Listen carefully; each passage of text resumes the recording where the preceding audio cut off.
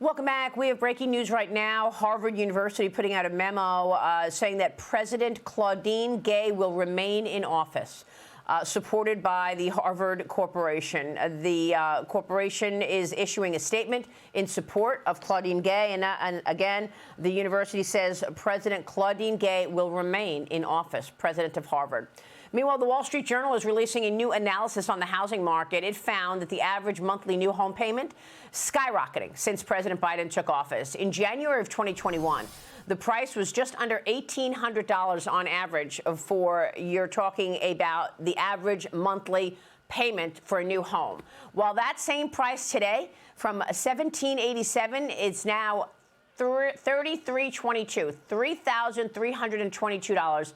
That is up more than $1,500 a month. Former President Trump recently put out this statement on Truth Social. Just 3 years ago, annual incomes went up by more than $6,000. The 30-year mortgage rate reached a record low. Under Biden, real incomes have gone down by $7,400 per family. Cumulative inflation is nearly 20% higher.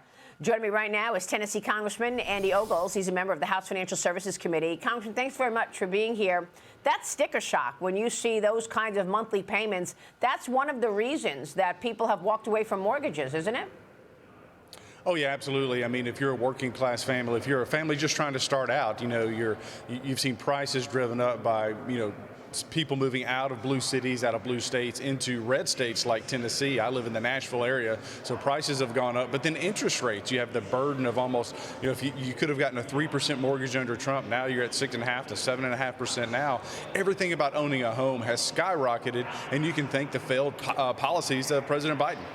So what about those policies in terms of spending? I mean, you all are having a fight right now in terms of sending money to Ukraine. Ukrainian President Zelensky is set to meet with President Biden, as well as the Speaker of the House, Mike Johnson, and other lawmakers today. Zelensky speaking at the National Defense University in Washington yesterday. Here's a bit of that. If there's anyone inspired by unresolved issues on Capitol Hill, it's just Putin and his sick clique. They see the dreams come true when they see the delays or some scandals. Congressman, what about that? He wants more aid to Ukraine. You and your colleagues say not another dime until the border has a change in policy. Where are we on this? Oh, yeah, absolutely. I mean, nothing against the folks in Ukraine, but look, our priority should be our southern border. It's porous. We've hit record highs as far as the number of illegals coming into this country in the last 2 months. And so you see an increase in crime, increased burden on schools, increased cost on medical system. And so this is unsustainable. And so this idea that we're going to put Ukraine's border before ours is absolute nonsense. Look, I'm a newly elected member of the House Freedom Caucus board, and I can tell you that we are adamant that we've got to secure our southern border. We've got to secure the American people. Meanwhile, the American people are struggling because of the Biden's failed policies. And again, we have a southern border that is allowing terrorists into our country. So do you believe that you will leave for the holidays without sending money to Ukraine? How is this going to play out? You're saying that the Republicans are going to dig in, and without change at the border, you will not vote to send money to Ukraine. Well, I'll say some of the Republicans are going to dig in. But that being said, I would say the next, 72 hours are going to be rather contentious. You're going to see some fireworks. You're going to see some hurt feelings. But look, we've got to prioritize America first. Look, I'm not America alone, but it's got to be America first. And until we secure our southern border, until we shut down this mass migration, illegal, if you will, invasion of our country, the fentanyl that's flooding our streets, until we turn that spigot off, no money for Ukraine, no money for Ukraine. Do you know how much this border crisis is costing American citizens? I mean, in terms of the cost of all of these benefits going to the illegals, what's the bottom line number? It's billions of dollars. Even to my home state of Tennessee, it's almost $1 billion annually. And so you multiply that out across the contiguous 48, and it's astronomical the amount of money that's being spent out on illegal immigration. In your border states like Texas and New Mexico and Arizona, they're really feeling the brunt of it. And there's some communities on our side of the fence that aren't safe anymore. And that's the fault of Biden. That's the fault of this failed policy in this administration. And something has to be done. It's got to be done right now. now. Otherwise, our country, I would say our republic, is in jeopardy. Are our taxes going to go up to pay for this? Well, I mean, you've got to wonder. What you see is increased borrowing of money. You see the deficits and the debt skyrocketing.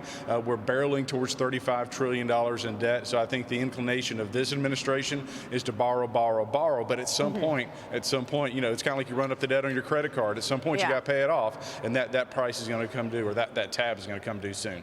Congressman, the chair of the Congressional Hispanic Caucus, Congresswoman Nanette Barragán, and Senator Alex Padilla issued a statement slamming Biden for considering Trump-era immigration policies to win GOP support for this Ukraine money. Can a deal be made, do you think, in terms of, I mean, look, the Democrats are actually pressuring him not to do something, right? Well, what I'll say is when you look at what's happening on the ground, we've got the mayor of New York saying, please shut down the border. When you've got blue cities, blue mayors in Texas saying, hey, they're going to switch to the Republican Party because they can't take the Democrat, the blue city policies anymore. I think this is going to have a great impact on the 24 election. I think that's why we're going to win the House, why we're going to win the Senate, and ultimately why we'll win the White House. We've got to be clear and concise on our message, and we've got to secure our border. Well, who's going to be your nominee? Well, you hate to make predictions, but at this point, Trump is leading across the board in most of your primaries, if not all the primaries. Until the fat lady sung, if you will, nobody knows. But I would say by Super Tuesday, it'll be over.